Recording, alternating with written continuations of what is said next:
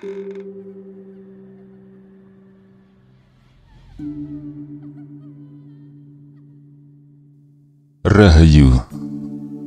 Sagung Dumadi.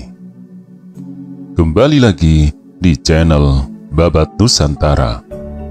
Pada video kali ini akan membawakan sebuah cerita Bendi Mataram.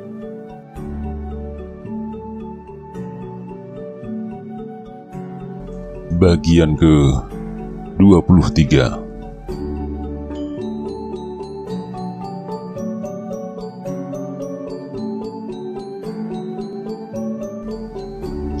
Kamu tahu apa yang dilakukan kedua iblis itu? Biasanya mereka dibawa ke tengah lapangan, kemudian dipaksa bertempur sampai napasnya habis. Diadu domba? Bukan diadu domba, tetapi dibuat alat latihan mereka berdua. Kalau nanti akan melihat betapa hebat sepak terjang kedua iblis itu. Mendengar keterangan tentang kegagahan mereka, hati Wiropati yang usilan lantas saja ingin mencoba kekuatannya sendiri, tapi mengingat gurunya tak kuasa membunuh mereka berdua, bulu romangnya meremang. Tak lama kemudian, mereka berdua telah sampai di depan tangsi. Ternyata tangsi company berdinding tebal tinggi. Nampak juga beberapa serdadu berjaga di atas menara dengan memanggul senjata. Mereka berdua lantas saja mengeluh. Terang, mereka tak akan mampu meloncati dinding setinggi itu. Selagi mereka berpikir-pikir, mendadak dilihatnya beberapa orang preman masuk. Mereka mengenakan pakaian seragam corak Sunda dan datang membawa minum dan makanan. Bukankah mereka sedang berpesta pula untuk menghormati tamu agung? Pikir Wiropati. Mendadak dilihatnya sebuah kereta berkuda berada di depan penjagaan.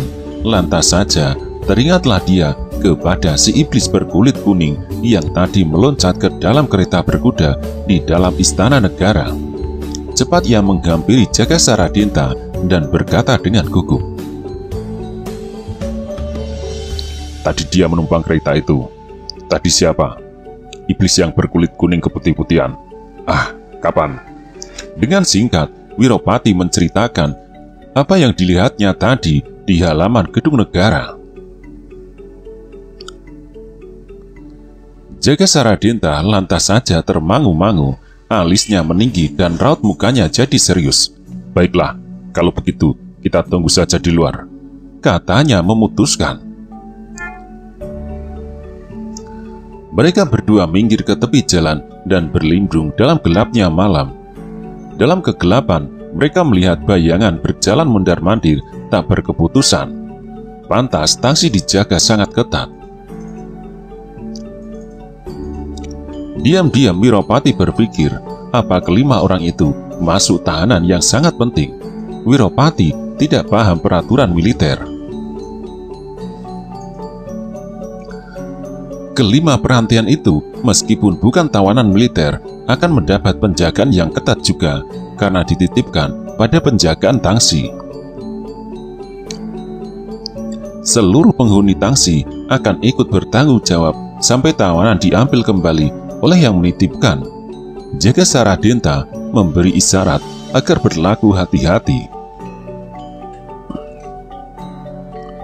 Meskipun tahu Wiropati memiliki ilmu tinggi dalam gerak cepat, tetapi ia menduga di dalam tangsi banyak terdapat kawan-kawan si iblis yang tak boleh dipandang enteng.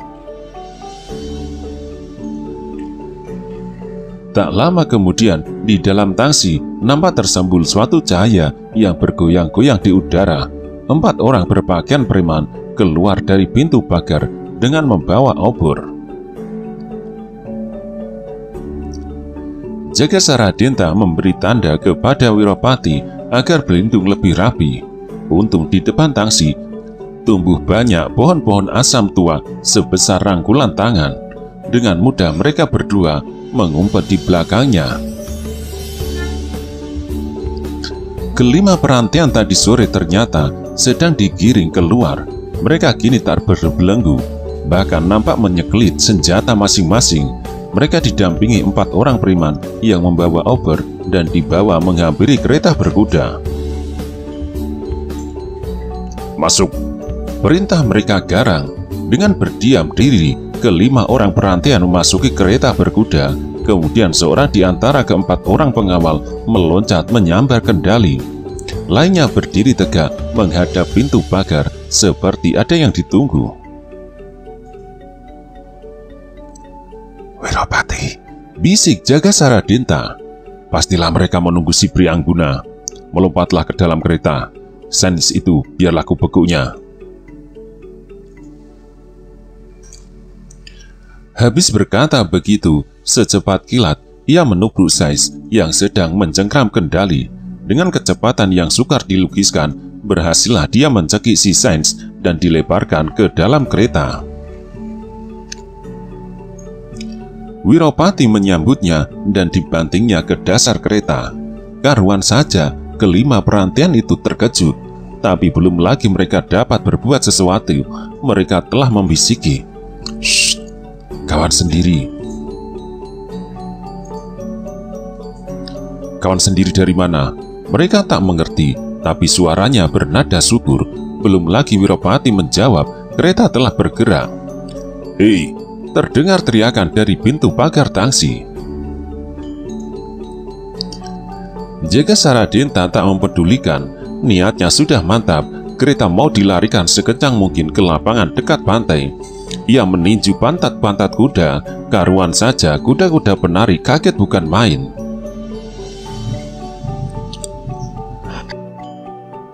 Serentak tubuh mereka melesat bersama dengan kereta, jadi bergoncangan. Suara tarikan dari tangsi kian seru. Tetapi mereka belum curiga, mereka mengira kuda-kuda penari sedang binal.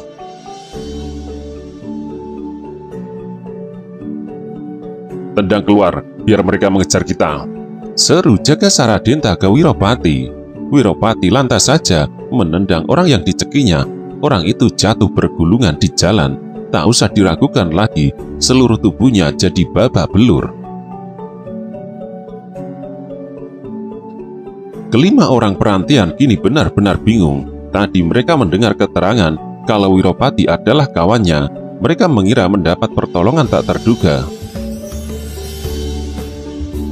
Mendadak kini berlaku begitu ceroboh, malahan menggarap agar dikejar penghuni-penghuni tangsi militer.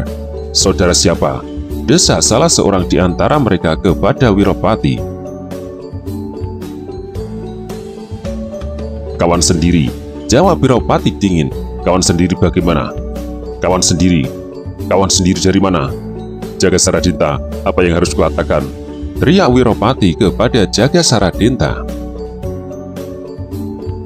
Mereka meminta penjelasan. Jaga Saradinta tertawa berkakakan. "Tenangkan hatimu kawan. Kami pun musuh iblis Abu dan Abbas.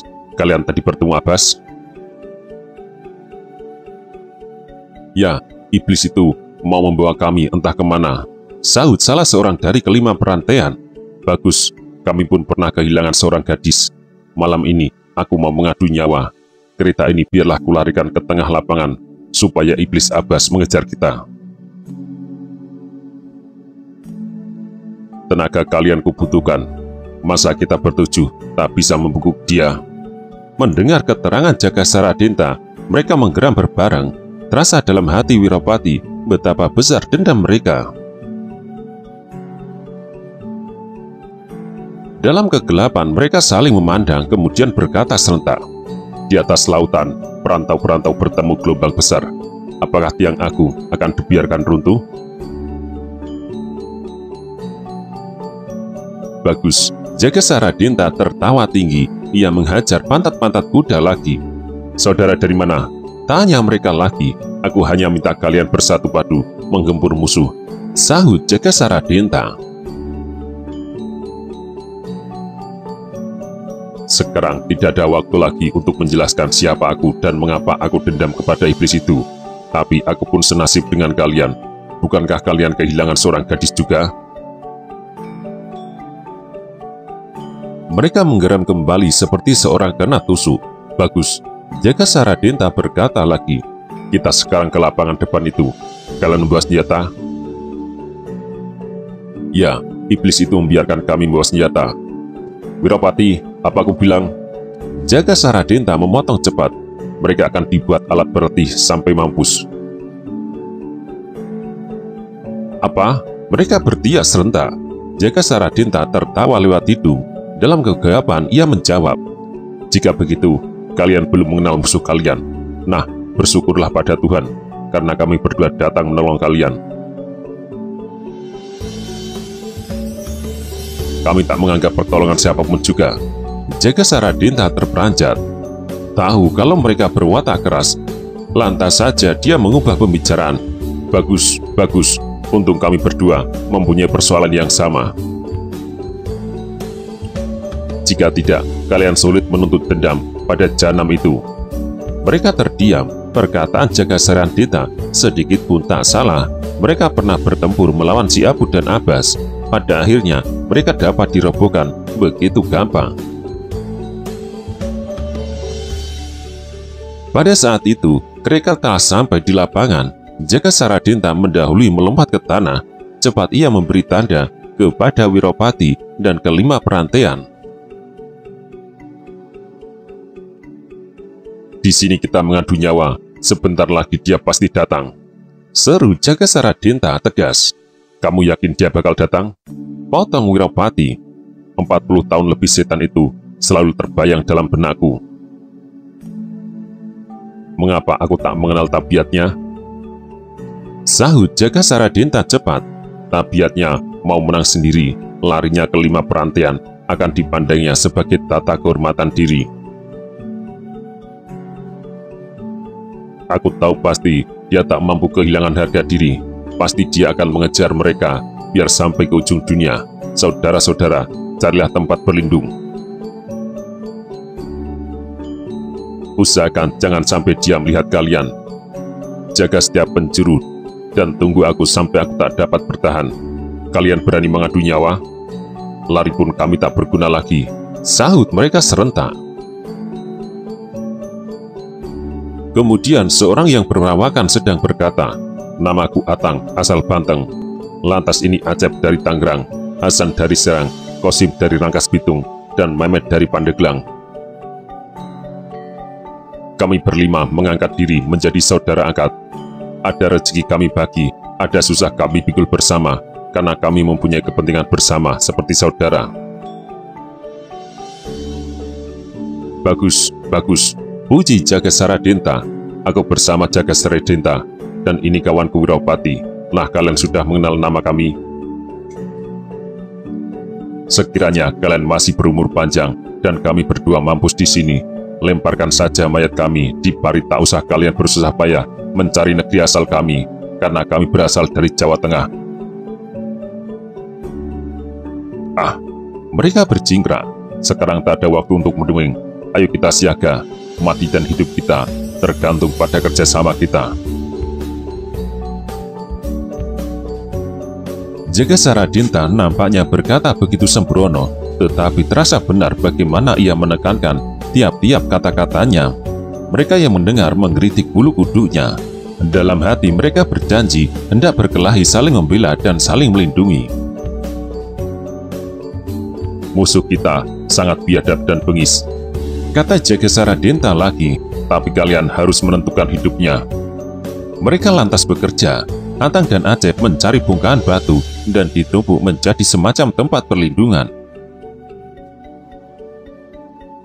Hasan mengambil tempat di sebelah selatan. Dia bersenjata sebilah pedang panjang. Kosim dan Mehmet di sebelah barat. Mereka berdua enggan berpisah. Yang berpikir lain ialah Wiropati. Melihat lapangan ini, pikirannya teringat kepada Sang Aji. Sore tadi bukankah dia sudah berjanji hendak menjumpai si anak? Hatinya jadi kebat-kebit memikirkan pertempuran yang bakal terjadi. Sekiranya si anak datang, bayang mengancam tak akan dapat dielakkan. Memikir begitu, ia hendak membisiki Jaga Saradenta tentang sudah diketemukannya si anak. Tetapi Jaga Saradenta sudah berjalan mengarah ke timur. Terpaksalah dia mengurungkan niatnya. Ia berdiri tegak termangu-mangu. Direnungkannya kereta kuda yang sengaja ditinggalkan Jara Saradenta di tepi jalan. Iblis Abbas pasti akan penasaran setelah menemukan tubuh si Sains yang babak belur. Dia pasti mengejar. Manakala kereta berkudanya telah dilihatnya, tentu dia akan masuki lapangan. Pertempuran bakal terjadi dan Wiropati tegang dengan sendirinya. "Wiropati, awas!" teriak Jaga Saradenta tertahan. Wiropati menoleh cepat. Jauh di sana lamat-lamat ia mendengar langkah cepat serta ringan. Diam-diam dia memuji ketajaman pendengaran kawannya. Waktu itu kira-kira pukul 9 malam, bulan tanggal 10 mulai tersembul di langit.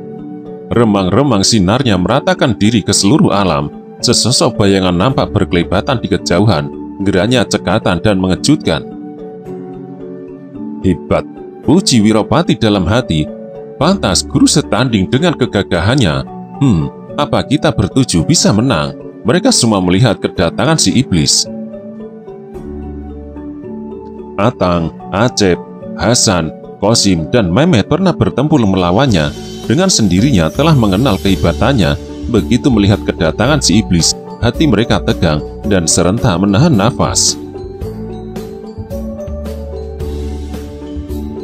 Jauh di belakangnya nampak pula 3 bayangan bergerak-gerak. Itulah kawan-kawan si Sains yang tadinya membawa obor menggiring ke rimah perantaian. Terang sekali mereka berusaha menyusul si iblis. Tampaknya jaraknya bahkan kian dekat. Ketika melihat kereta berkuda yang berhenti di tepi jalan, si iblis Priangguna lantas saja berhenti dengan mendadak. Ia merenung sebentar, kemudian mendongakkan kepalanya ke udara. Tahulah Jaga Saradenta kalau Priangguna lagi menebarkan ilmu penciumannya. Dengan benar juga sebentar kemudian dia tertawa panjang, menyayat-nyayat hati. "Hai Jahanam, kalian kira bisa mengecoh aku?" Serunya nyaring, suaranya berderuman dan terasa menumbuki dada. Ini hebat, tak gampang orang berpendapat kekuatan demikian hebat jika tidak mempunyai ilmu sakti yang dilatihnya dengan tekun bertahun-tahun lamanya. Yang paling dekat berada di sekitar si iblis Priangguna ialah Wiropati. Diam-diam ia berpikir, hebat tenaganya, pantas Jaga Saradenta memuji kegagahannya. Cepat ia meraba senjatanya. Wiropati berpikir, kalau sekarang kutikam dia, 9 dalam 10 pasti berhasil. Tapi kalau dia kebal sampai tak mempan, parah akibatnya. Wiropati ragu-ragu. Karena ragu-ragu, seluruh tubuhnya bergemetaran. Hatinya tegang luar biasa.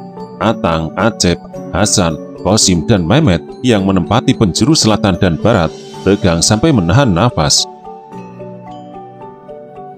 Ingin mereka meloncat serentak dan menyerang berbareng. Tapi mereda ingat pesan Jaga Saradenta yang mau menjajal kegagahan si iblis seorang diri. Maka niat itu diurungkan. Pada saat itu, ketika pembantu si iblis datang berturut-turut memasuki lapangan, napas mereka tersengal-sengal. Begitu melihat kereta kuda, lantas saja mereka berseru serentak, "Itu keretanya!" "Ya, aku tahu," damprat si iblis. "Bagaimana mereka bisa lolos dari penjagaanmu? Itulah soalnya." Mereka tergugu. Si iblis Priangguna lantas saja tertawa berkakakan, menyeramkan hati. Mendadak ia bergerak cepat dan menyambar ketiga orang itu dengan sekaligus. Sambil menggempur dia berteriak, "Bagus, kalian menggantikan mereka." Ketiga orang itu sama sekali tak mengira diserang begitu tiba-tiba sehingga tak sempat membela diri.